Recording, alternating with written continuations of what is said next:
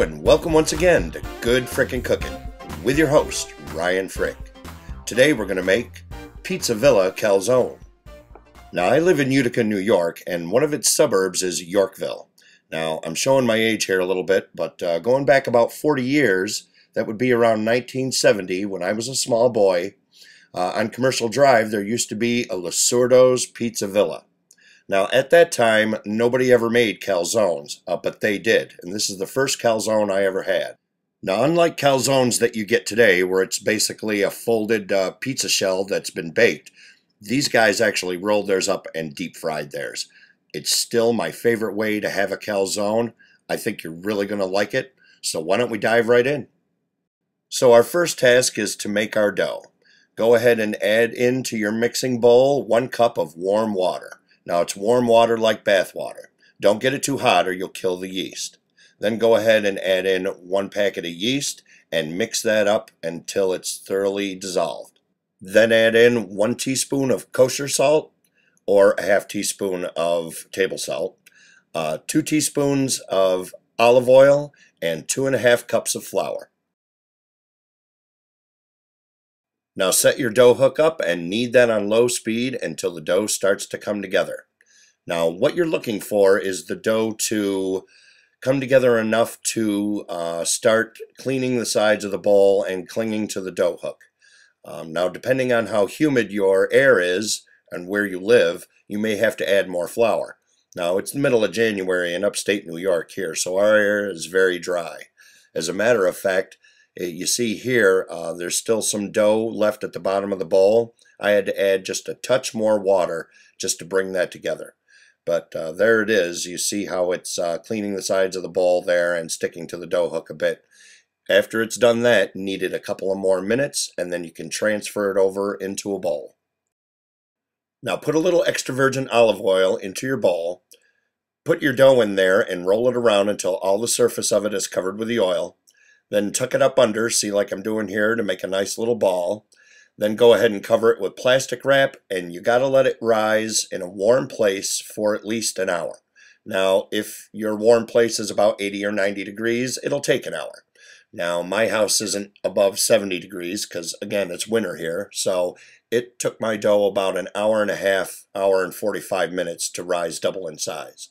Now, if you don't want to fool around with making your pizza dough, go ahead and just buy some at the store. I won't judge you. So just before your dough is done rising, we can go ahead and prep the rest of our ingredients. Now here I have a big slab of Black Forest ham. That's about ½ pound. I had my deli guy slice it up real thick, see?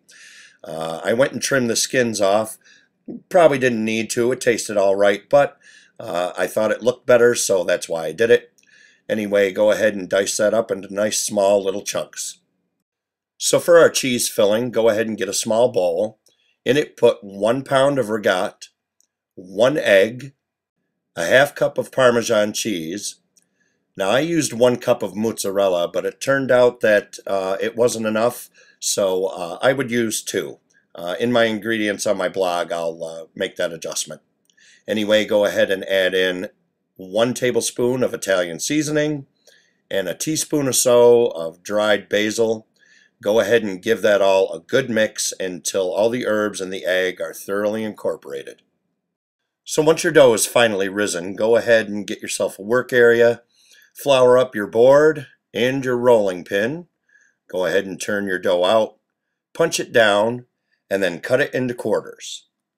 Now working with 1 piece at a time, go ahead and get flour on both sides, roll it up into a ball or a roll as I'm doing here. And then take your rolling pin and roll it out to about, maybe not quite a foot on either side. I rolled this first piece out a little thin, and when I deep fried it, some of the filling came out because it was just too thin. So don't make the mistake I did.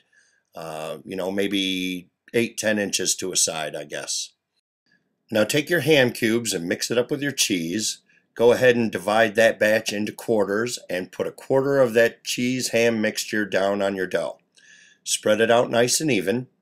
Now I'm working with a bowl of water here. Dip your fingers in the water and get the dough really wet along the bottom and up each side. Make sure it's really, really wet. This is what's going to seal it and keep it from breaking open when you deep fry it. Once you've got those edges good and wet, go ahead and roll it up. Pinch along the seam and twist the ends. And now you're ready to deep fry. Now you fry these one at a time. Make sure you use plenty of oil, and it's at 350 degrees. You fry them till they're golden brown. You'll have to flip them once because the bottom will brown up a little quicker than the top, and they'll want to float. And that takes about 5 to 7 minutes on each side. Once they're nice and golden brown like this, just reserve them to a plate lined with a paper towel.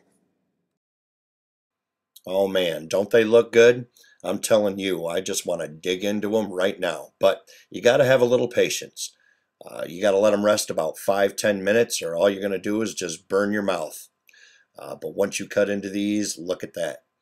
That beautiful ham, that nice fluffy regat cheese, and that crispy fried dough. I'm telling you, this is the best calzone, in my opinion, that you can ever have. This is the way I remember it as a small boy way back when at Lasordo's Pizza Villa. Well, I hope you enjoyed watching this as much as I enjoyed making it. Until next time, this is Ryan Frick with Good Frickin' Cookin'. Catch you later.